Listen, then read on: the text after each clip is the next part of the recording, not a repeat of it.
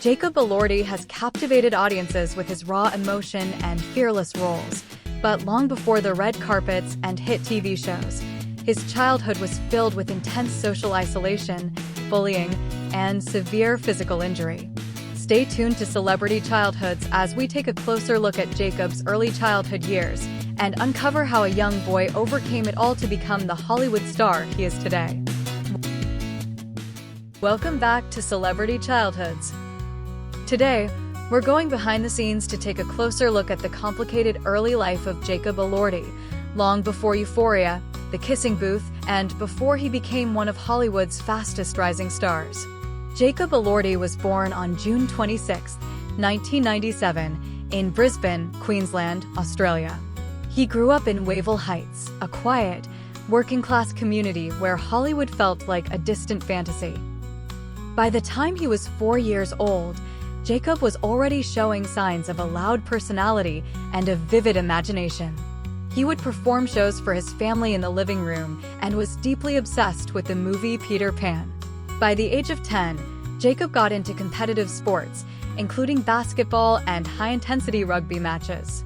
His coaches described him as focused, sharp, and determined to win. But it was when he was 12 that his entire world changed. In school, a musical production of Seussical was being put on, and when Jacob auditioned, he was cast as the Cat in the Hat. By age 14, Jacob was balancing his schoolwork at college with intense theater training.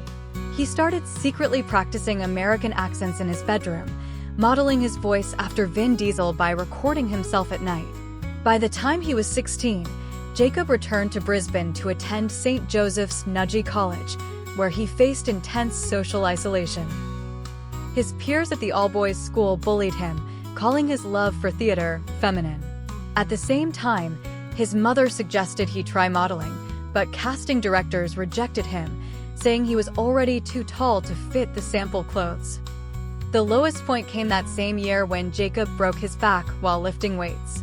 Lying on the floor, he realized the injury meant he could finally choose acting full-time over sports. He studied the craft like a science, reading biographies of actors such as Marlon Brando and Heath Ledger. By the time he was 20, Jacob moved to Los Angeles and landed his first major role in the Netflix romance hit The Kissing Booth.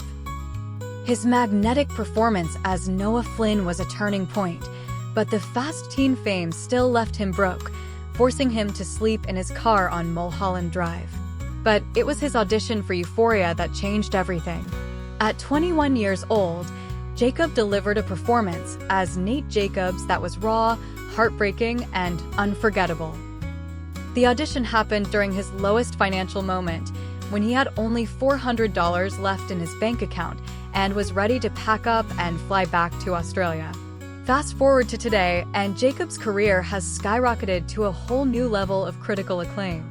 He left audiences breathless with his starring role as the brooding, iconic Heathcliff in Emerald Fennell's cinematic adaptation of Wuthering Heights. But perhaps the most shocking moment for his fans came with the death of his character, Nate Jacobs, on Euphoria.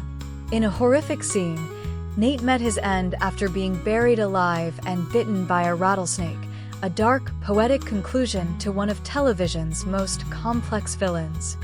So, what do you think? Were you surprised by the darker details of Jacob's early years? How about that shocking Euphoria exit? We'd love to know what you think. Please let us know in the comments section, and please give this video a thumbs up, and don't forget to subscribe to our channel for more little-known childhood stories of your favorite stars. Thanks for watching, and we'll see you next time.